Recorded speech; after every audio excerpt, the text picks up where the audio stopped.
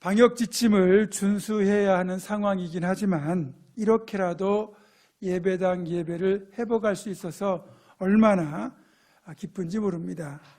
이렇게 다시 예배를 재개할 수 있도록 은혜 베푸신 하나님께 감사를 드리고, 그동안 간절히 사모하면서 또 온라인 예배에 동참하신 여러분께도 감사를 드리고, 또 이런 상황이 올 수 있도록 애를 쓰신 방역당국과 의료진에게도 고마운 마음을 표하고 싶습니다. 어쨌든 이렇게 우리가 2달 만에 예배당 예배를 회복하고 이렇게 예배를 드리니까 그 어느 때보다 더욱더 간절한 마음으로 예배를 드리시고요, 또 오늘 선포되는 말씀에도 마음을 열고 귀를 기울이시면 더욱 좋겠습니다. 간혹 이제 몸이 아프거나 너무너무 피곤하거나 컨디션이 안 좋아서 대낮에 잠을 청할 때가 있습니다. 그렇죠? 이제 아무래도 이제 대낮에 잠을 청하다 보면 창문으로 들어오는 빛이 너무 강해가지고 잠을 이루기가 힘든 거예요. 이럴 때 어떻게 해야 또 잠을 쉽게 이룰 수 있을까요? 방을 어둡게 만들어야, 그렇죠?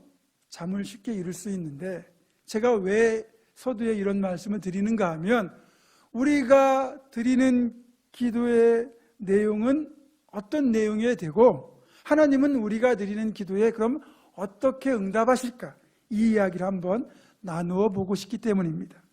일단 여러분, 우리의 기도를 들으신 하나님은 전능하신 분이니까 어떤 응답이든 못하실 게 없어요. 그렇죠? 또 기도는 하나님께서 우리 성도들에게 주신 특권입니다.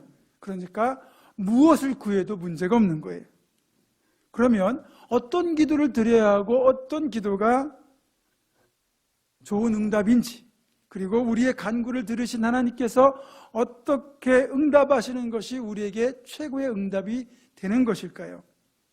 제가 조금 전에 말씀드린 상황에서 한번 이 기도와 응답을 한번 살펴보겠습니다. 만약 특별한 상황에서 낮에 잠을 청해야 되는 상황이라고 할 때, 비록 대낮이긴 하지만 내가 숙면을 해야 되기 때문에 하나님께 낮이 밤이 되게 해달라고 기도할 수도 있고, 아니면 밤처럼 어둡게 만들어 달라고 간구할 수 있습니다. 물론 전능하신 하나님은 얼마든지 낮을 밤으로, 또 낮을 밤처럼 되게 하실 수 있습니다. 또 조금은 소소하게 창문의 빛을 차단하는 암막 커튼이 설치되게 해달라고 기도할 수 있습니다. 그렇죠? 설치되는 것이 예를 들어서 비용이 좀 들어간다 치면 누군가의 손길을 통해서 하나님이 커튼을 설치하게 해주실 수도 있어요. 하지만 지금 이 기도를 드리는 기도의 본질은 뭐냐? 잠은 자야 되는데 대낮이라서 환한 빛 때문에 잠이 들기 어려우니까 잠이 들 수 있도록 방을 어둡게 해달라는 것 아니겠습니까? 이게 기도의 핵심입니다. 이럴 때 하나님은 어떻게 응답하실까요? 의외로 하나님의 응답은 간단합니다. 낮을 밤으로 만들거나 밤처럼 어둡게 만드는 대신, 또 암막 커튼을 설치하는 대신에 우리에게 수면용 안대를 쓰면 된다고 응답하실 거라는 거죠. 실제로 저는 햇빛이든 불빛이든 수면에 방해가 될 때 안대를 눈에 씁니다. 그러면 다 해결돼요. 수면용 안대는 가성비로 놓고 보더라도 최고 아니겠습니까? 물론 전능하신 하나님께는 능치 못할 일이 없기 때문에 특별한 경우에는 낮을 밤으로 만드는 것과 같은 응답을 하실 때도 있습니다. 예를 들면 홍해가 갈라지거나, 그렇죠? 또 반석에서 샘물이 나거나, 아니면 40년 동안 메마른 광야에 만나가 내리게 하실 수도 있습니다. 또 여호수아의 기도에 응답하셔서 그렇게 하늘의 해와 달이 멈춘 적도 있습니다. 그러나 이런 경우는 정말 아주 특별한 응답이라고 보시면 됩니다. 또 가끔은 암막 커튼 같은 응답도 있습니다. 하나님은 히스기야의 기도에 응답하셔서 하룻밤 사이에 아스르 군대 18만 5천 명을 송장으로 만드셨습니다. 갑자기 히스기야의 군대가 강해진 것도 아닌데 히스기야가 한 것이라고는 기도밖에 없는데 하나님은 이렇게 응답하신 거예요. 우리에게 필요하기만 하다면 하나님은 이런 방식으로도 응답하실 수 있습니다. 하지만 대부분의 응답은 환경과 상황을 바꾸는 대신에 그 환경과 상황을 대하는 우리의 태도를 바꾸시는 응답을 한다는 겁니다. 예를 들면 사도 바울의 경우, 바울 사도의 경우 몸에 심각한 질병이 하나 있었습니다. 그게 학자들의 사이에서는 안질이라고 하기도 하고 간질이라고 하기도 하는데, 어쨌든 이것 때문에 너무 힘드니까 바울 사도가 하나님께 이것이 내 몸에서 사라지게 해달라고 정말로 간절하게 3번씩이나 기도를 드렸습니다. 그런데 그런 간절한 바울 사도의 기도에 대하여 하나님은 내 은혜가 네게 족하다, 이는 내 능력이 약한 데서 온전하여짐이라, 이렇게 응답하셨거든요. 그 이후로 바울 사도는 자신의 병을 고통이 아닌 하나님의 은혜의 수단이라고 바라보게 됩니다. 병을 고쳐주신 것이 아닌데 병을 대하는 바울 사도의 태도가 바뀐 거죠. 그런 바울 사도를 통하여 하나님은 놀라운 위대한 선교의 역사를 행하셨습니다. 이렇게 보면 3가지 응답의 형태가 있잖아요. 낮을 밤으로 만든다거나 암막 커튼을 친다거나 아니면 수면용 안대를 쓰는 것, 이렇게 3가지 응답의 형태가 있는데 그 중에서도 우리의 태도를 바꾸는 응답이 제일 시시한 응답처럼 보이지만, 여러분, 나의 태도를 바꾸도록 하시는 응답이 사실은 최고의 응답이라는 거예요. 내가 바뀌는 응답, 이게 최고의 응답이라는 거죠. 왜 그럴까요? 내가 바뀌는 것이 최고의 응답인 이유를 이제부터 말씀드리겠습니다. 일단 앞에 2가지 방식은 창조 질서를 거슬러야 되거나 다른 누군가에게 좋든 나쁘든 영향을 미치게 되어 있습니다. 부작용이 있을 수도 있다는 거예요.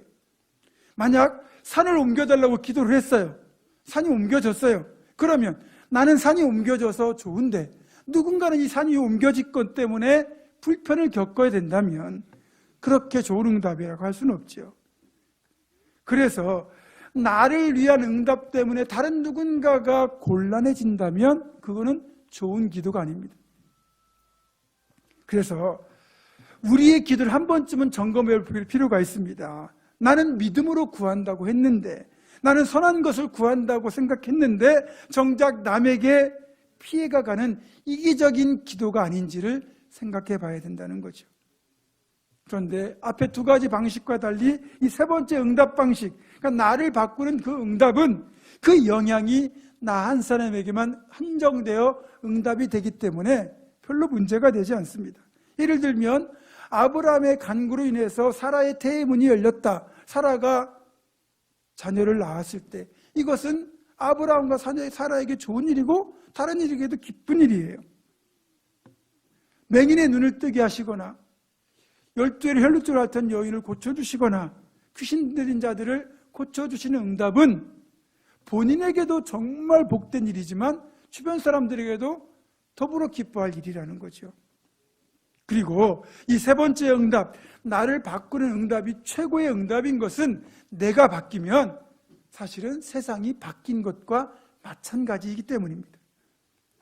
내가 변화되면 굳이 세상을 바꾸지 않아도 세상을 대하는 나의 태도가 바뀐 것이니 이 역시 최고의 가성비가 아니겠습니까?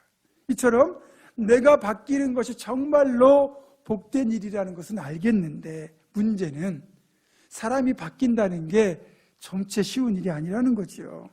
그렇지만 만약 내가 바뀔 수만 있다면, 내 삶의 태도가 바뀌고 내 인격이 변화될 수만 있다면 그것은 내 인생 최고로 복된 사건이라고 할 수 있습니다.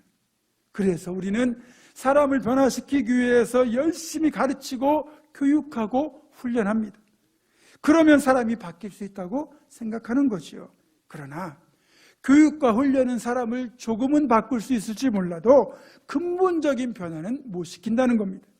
만약 강제적으로 교육과 훈련을 시켜서 사람을 바꿀 수 있다면 사실은 공산주의가요, 지금 이 지구상 전체를 덮고 있는 시스템이 되어서 모든 나라가 공산화되었을 겁니다. 하지만 강제적으로 사람을 바꾸려고 했던 이 공산주의는 이제는 실패한 제도라는 것이 증명이 되지 않았습니까? 교육과 훈련은 사람의 겉모습을 바꾸는 일종의 성형수술 같은 거예요. 성형수술을 하면 외모는 더 보기 좋아집니다. 그러나 내면까지 바꾸지는 못하지요. 사람의 본성은 그대로 남아 있습니다. 겉을 바꾸는 것은 쉽지만 진짜 속을 바꾸려면요, 쟁기로 묵은 땅을 갈아엎는 것과도 같은 근본적인 변화가 필요합니다. 자, 그러면 어떻게 해야만 내가 변화될 수 있을까요? 먼저는 하나님의 말씀을 제대로 만나기만 하면 진정한 변화가 이루어집니다. 히브리서 4장 12절입니다.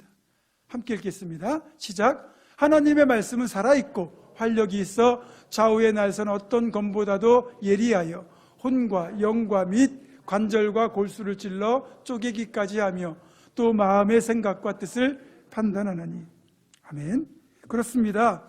하나님의 말씀은 살아있고 생명력이 있고 능력이 있기 때문에 말씀을 읽고 듣는 모든 이들의 심령을 변화시킨다는 거예요. 성령님께서 말씀을 통하여 우리를 변화시키거든요. 그래서 모든 성도에게 말씀 읽기와 듣기는 축복의 출발점이 되는 겁니다.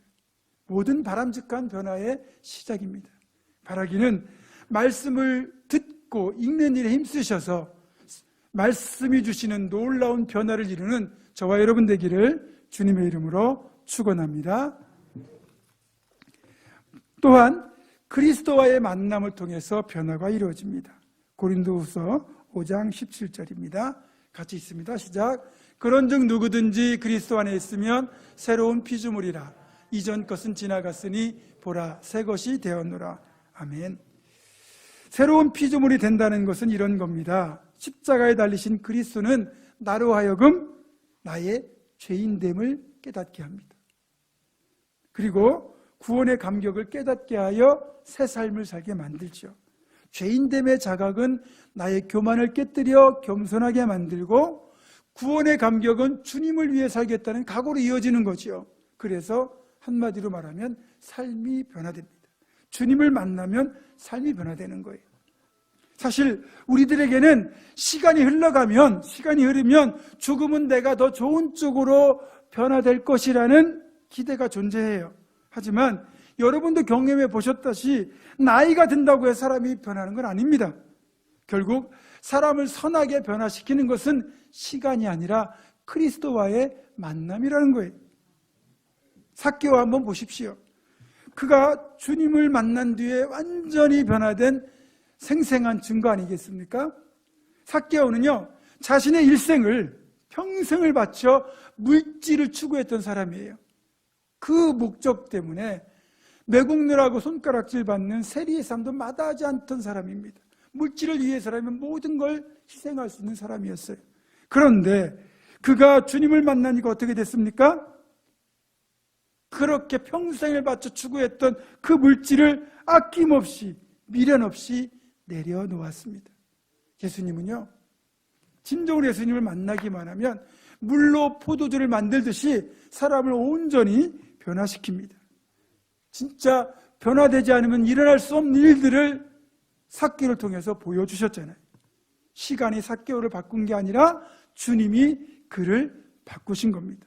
이렇게 주님을 만나서 또 하나님의 말씀을 통해서 변화된 사람만이 하나님께 제대로 쓰임받을 수 있습니다. 따라서 우리 신앙인들에게는 평생 힘쓰고 노력하며 궁극적으로 이루어야 할 미션이 하나 주어지는데, 그건 바로 주님을 닮은 모습으로 변화되어 가는 겁니다. 사랑하는 여러분, 그렇게 주님을 닮아서 정말 변화된 모습으로 나아가시는 그런 모습이 되기를 주님의 이름으로 축원합니다. 자, 오늘 본문은 이 사실을 분명하게 말씀하고 있어요. 2절입니다. 한 번 더 읽어보겠습니다. 시작. 너희는 이 세대를 본받지 말고 오직 마음을 새롭게 함으로 변화를 받아 하나님의 선하시고 기뻐하시고 온전하신 뜻이 무엇인지 분별하도록 하라. 아멘. 이 말씀을 풀어서 다시 설명하면 이렇습니다. 하나님은 우리로 하여금 이런 악한 세대, 이기적인 세대, 폐역한 세대, 물질과 쾌락, 자신의 욕망만 추구하며 사는 세대를 본받지 말고 오직 마음을 새롭게 함으로 변화를 받아라. 그것이 하나님께 쓰임받는 길이라고 알려주고 계신 겁니다.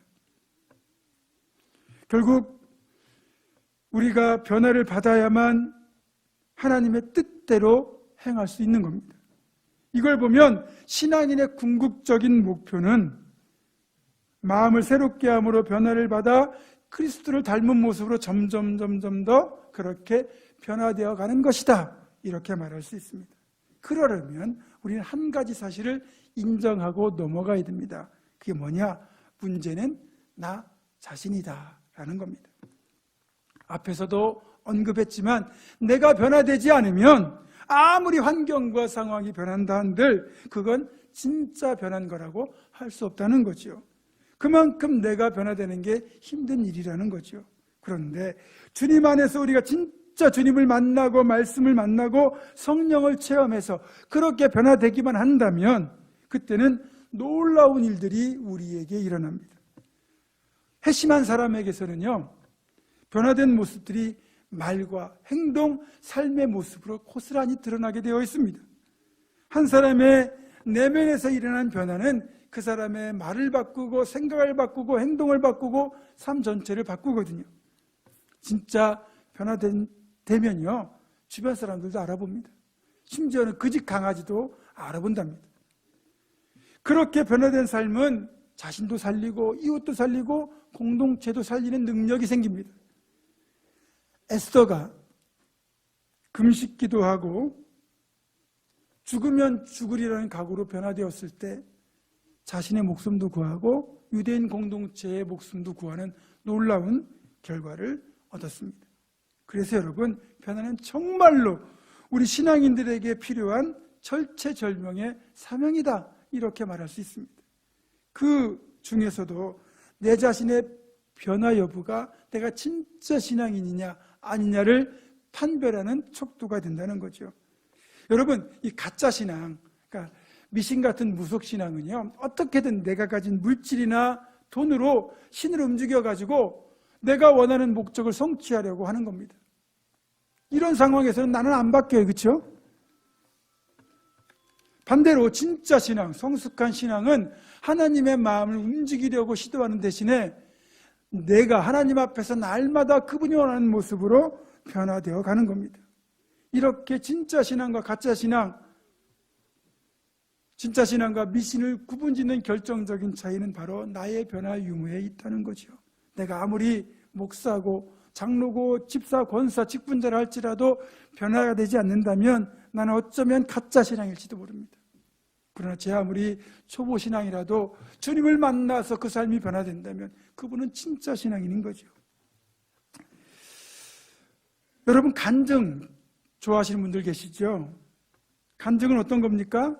내가 이렇게 기도하고 이렇게 행했더니 이렇게 응답받았다, 이걸 체험해서 사람들 앞에서 고백하는 겁니다. 그러니까 이 간증은 사실 내가 예수님 만나기 전에는 이러이러한 사람이었는데 예수님을 만나고 내가 이런 모습으로 변화되었다, 내 삶에 어떤 변화가 찾아왔는지를 고백해야 되는 겁니다. 그런데 간혹 유명한 분들 이렇게 간증을 들어보면 주님은 사라지고 자기 자랑만 하다 끝나는 경우가 많습니다. 자기 자랑으로 귀결되고 마는 거예요. 그건 진짜 변화가 아닙니다. 또 예전에 제가 아는 성도님들 중에서 이 교회들이 하는 특정 프로그램이 있거든요. 근데 이분들이 그 집회에 참석했더니 이 아말감으로 떼었던 이가 금리로 변했다고 그렇게 저한테 와서 말씀을 하시는 거예요. 10배는 토하십니다. 근데 그 사실 여부를 떠나서 그런 기적이 일어났다고 하더라도 그것이 그분들의 심령을 근본적으로 변화시키지 못했다면 그건 진짜가 아닙니다. 외적인 변화가 내적인 변화로 이어지지 않고 그저 호기심을 자극해서 자신들의 욕망을 충족시키려 하는 것, 그게 초보신앙이고 더 심하게 말하면 가짜 신앙 아니겠습니까? 변화된 것처럼 말하지만 진짜 변화는 아닙니다. 진짜로 주님 안에서 변화된 사람은요, 다른 사람을 대할 때도 태도가 달라지고 환경과 상황을 대하는 태도가 달라집니다. 자기 자신을 보는 관점도 달라져요. 불평 대신 감사가 넘쳐나고 비난 대신 포용과 배려가 넘쳐나고요, 말이 아닌 행동으로 다른 이들을 섬기게 됩니다. 그것이 변화된 증거입니다. 예전에 어떤 여자 집사님이 저에게 이런 이야기를 했습니다. 목사님, 그 인간은 아직도 정신 못 차렸어요. 하나님께 한번 맞아야 돼요. 하나님께 한번 박살나야 정신 차릴 겁니다. 여기서 그 인간이 누굴까요? 자기 남편입니다. 여러분, 사실 그 말씀을 하신 여자 집사님이 먼저 깨질 때, 다시 말하면 자신이 먼저 변할 때 남편도 변하는 겁니다. 내가 변하지 않고 남이 변하고 환경과 상황이 변화되게 해달라고 하는 것, 그건 바람직한 게 아니죠. 내가 바뀌는 것, 내가 먼저 변화되는 것이 최상의 응답 아니겠습니까? 그래서 이제 이왕이면 남편이 변화되게 해달라고 기도하는 것 대신에 내 자신이 먼저 변하게 해달라고 기도해야 됩니다. 남편의 태도를 변화시켜달라고 기도하지 말고 남편을 대하는 나의 태도를 바꿔달라고 기도해야 됩니다. 내가 바뀌고 내 태도가 바뀌면 남편은 의외로 단순한 존재인지라 쉽게 바뀝니다. 사랑하는 성도 여러분, 오늘 말씀을 통하여 우리가 명심해야 되는 것은 바로 이것입니다. 내가 변하는 것이 최고의 응답이라는 것, 그리고 내가 달라지지 않으면 절대로 세상은 달라지지 않는다는 사실입니다. 평생을 수도원에서 보낸 수도사가 임종전에 이런 고백을 했다고 해요. 20대에 나는 세상을 바꾸어 보려고 열심히 기도하며 노력했습니다. 열심히 뛰어다녔습니다. 그런데 40대가 넘어 돌아다 보니 세상을 바꾸기는커녕 나와 가까운 이웃조차도 변화시키지 못했다는 것을 알았습니다. 그때부터 내 기도는 달라졌습니다. 나는 내 이웃들을 변화시키게 해달라고 기도했습니다. 그런데 나이가 70줄에 들어 뒤돌아보니 이웃들마저 제대로 변화시키지 못했다는 것을 알았습니다. 그래서 나는 주님께 나 자신만이라도 변화시켜달라고 기도하기 시작했습니다.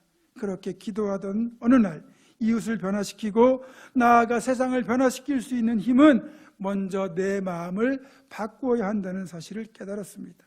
이 진리를 좀 더 일찍 깨달았다면 주님의 일을 더욱 많이 할 수 있었을 텐데.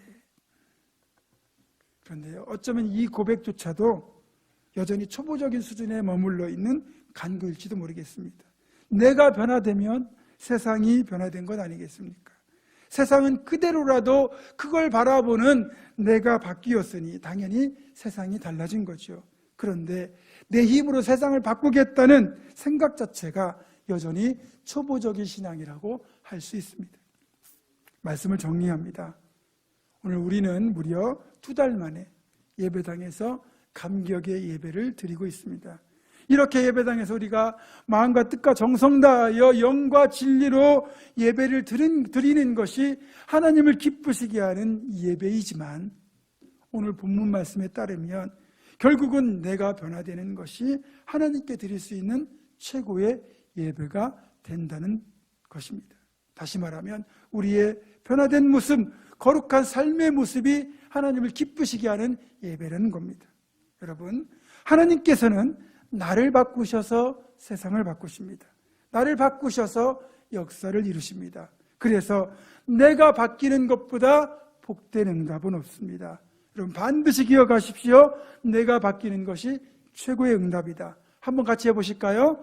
내가 바뀌는 것이 최고의 응답이다. 기도하겠습니다.